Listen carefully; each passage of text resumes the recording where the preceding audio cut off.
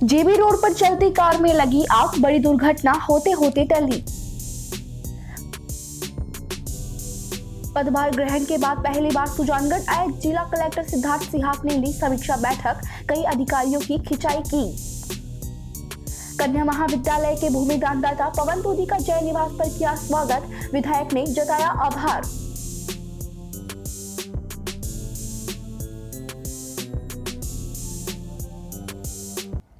शहर की जेबी रोड पर पीडब्ल्यूडी ऑफिस के सामने शनिवार की दोपहर एक चलती कार में आग लग जाने से अफरा तफरी मच गई। जानकारी के अनुसार शहर का राकेश कुलेरिया अपनी रेनो डस्टर गाड़ी में पेट्रोल भरवाकर शहर की तरफ जा रहा था, तभी इंजन के हिस्से में अचानक आग लग गई।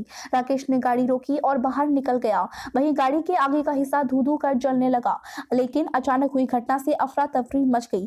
कुछ युवाओं की समझदारी से बड़ी घटना टल गई। कार में लपटी उड़ती देखकर वहां खड़े नरेंद्र कुमार, ललित चौहान, कृष्ण जांगीर और प्रकाश जांगीर सहित कुछ युवकों ने तुरंत सामने के घर से पानी का पाइप खींचकर कार पर पानी डाला, जिससे कुछ ही देर में आग बुझ गई।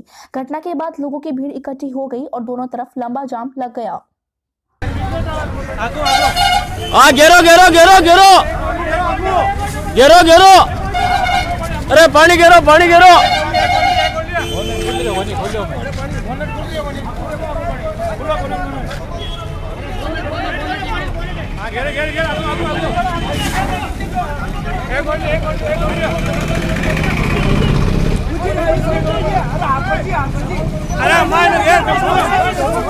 चूरू जिला कलेक्टर सिद्धार्थ सिहाग पदभार ग्रहण करने के बाद पहली बार सुजानगढ़ आए।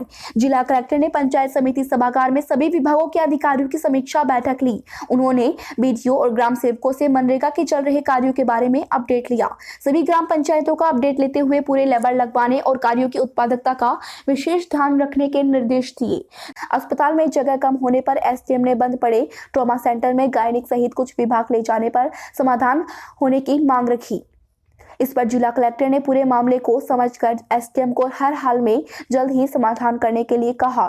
सिहाग ने नगर परिषद आयुक्त से शहर में पानी भराव की समस्या पर चर्चा की। आयुक्त ने बेसहारा पशुओं की समस्या सुलझाने के लिए नंदीशाला खोले जाने को लेकर योजना के बारे में चर्चा की। वहीं शहर में टाउन हॉल और इंडोर स्टेडियम बनवाने की योजनाओं के बारे में बताया। बैठक में Zila Parishad CEO Ramniwas Jat, ADM Narendra Chaudhary, ASP Ramchandra Bohra, DYSP Rampratap Vishnoi, SDM Moolchand Lunia, BDO Hariram Chauhan, आयुक्त Sohanlal Nayak, BCMO OP Dhania, tehsildar Govindram Bagadia, PMO Shankarlal Dayan सहित सभी विभागों के अधिकारी कर्मचारी मौजूद थे। लोगों को मिल चुका है या मैक्सिमम लोगों को मिल चुका है, पर कुछ एक चीजें ऐसी हैं जो दो पंचायतों में या ब्लॉक की पंचायतों में आपस में जो एक अंतर आ रहा है, उस अंतर के बारे में आप लोग भी बताइए, क्योंकि लॉजिक से वो अंतर एक्सप्लेन नहीं होता। ये स्कीमें ऐसी हैं जो मोटा मोटा जनसंख्या पे आधारित हैं। मास्टर भंवरलाल कन्या महाविद्यालय के भूमि दानदाता पवन तोदी का जय निवास पर विधायक मनोज मेघवाल सहित कॉलेज के नोडल अधिकारी ने स्वागत किया।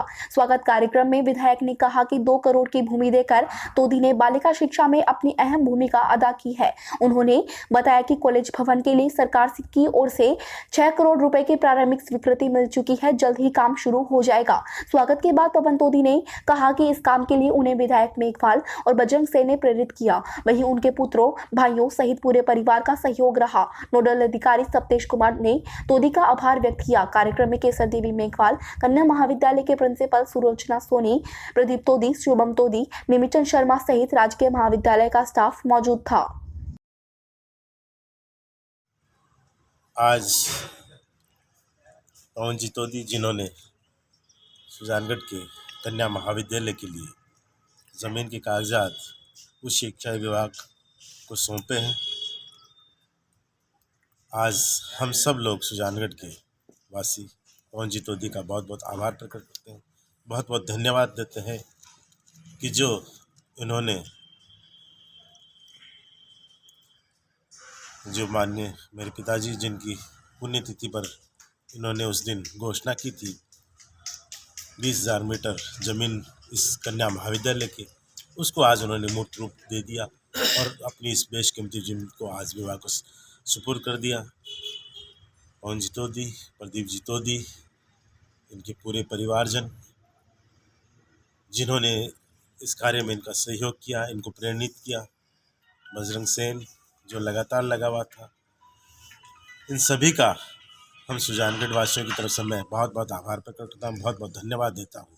6 करोड़ रुपए की प्रारंभिक स्वीकृति आ चुकी है भवन निर्माण की, और बहुत जल्दी ही अब जो ज़मीन है उस पर कन्या महाविद्यालय के भवन का निर्माण होगा, और उम्मीद है कि बहुत जल्दी इस भवन का कार्य पूर्ण होकर जो अभी इन्हीं की प्रेरणा से पीसीबी स्कूल के जो छात्रावास है, जहाँ इन्होंने उस छात्रावास का भी काया पलट किया था, उसमें भी काफ़ी उन्होंने जीर्णोद्धार का काम कराया था, जहाँ अभी अष्टावी भवन में ये कन्या महाविद्यालय चल रहा है, वहाँ से अपने भवन में, स्वयं के भवन में 1-2 साल बाद में शिफ्ट हो जाएगा।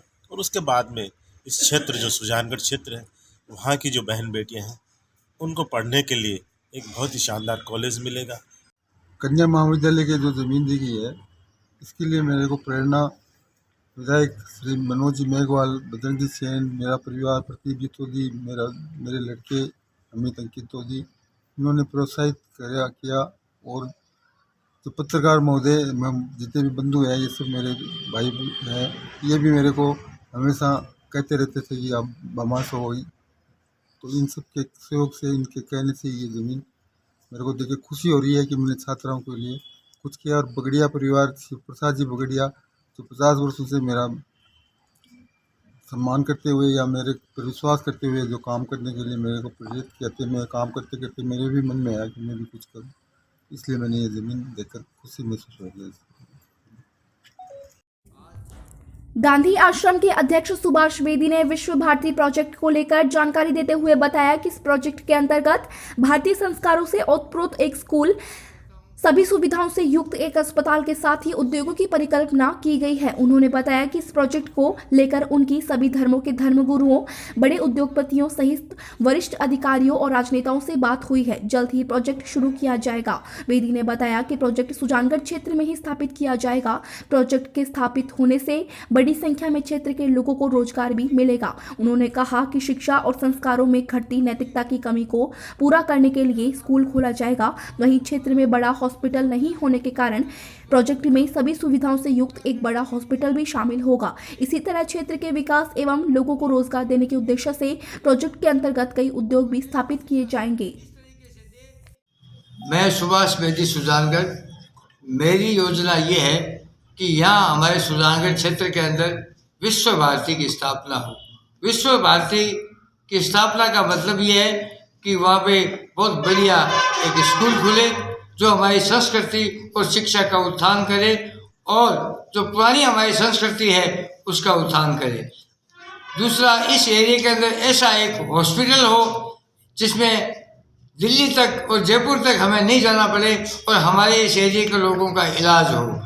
और हम ये चाहते हैं कि कुछ संस्कृति की और धर्म की, कर्तव्य की ऐसी चीज़ें हैं जो हमारे देश की प्रसिद्ध है, उनको पुनर्जीवित किया जाए और उनके लिए भी एक अनूठा कार्यक्रम किया जाए जिसमें भारत सरकार और राजस्थान सरकार जुड़े और यहाँ से ऐसे संदेश जाए कि वो विश्व तक जाए और हमारा देश वापस विश्व गुरु बनने की ओर जाए। मैं यही चाहता हूँ।